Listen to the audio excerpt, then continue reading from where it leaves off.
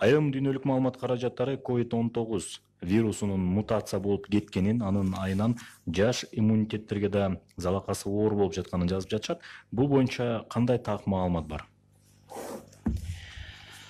Негизинен эми бул COVID-2019 өзү жаңы вирус болуп атат.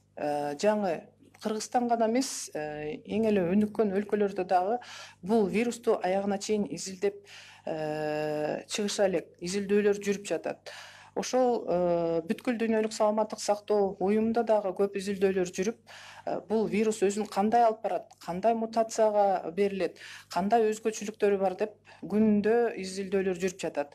Бардык өлкөлөр азыр ошол ооруп калган адамдарды дарылоого багытталып, андан сырткары окумуштуулар кандай мутация болуш керек, балдарга кандай зыян тиет, андан сырткары жаш өспүрүмдөргө кандай тийиши мүмкүн, аялдарга, эркектерге, картаңдарга кандай зыян тийиши мүмкүн деп бүгүнкү күндө өзүңүздөр уккандай мына негизги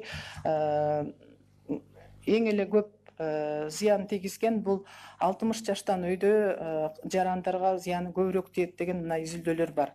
Ал эми ошол суроо берип кеткен журналист айткандай, бүгүнкү күндө ошол мутация болгондон кээ бир өлкөлөрдө жаш балдарга дагы азыр бул вирус чугуп, алар дагы оорушу каттала баштады.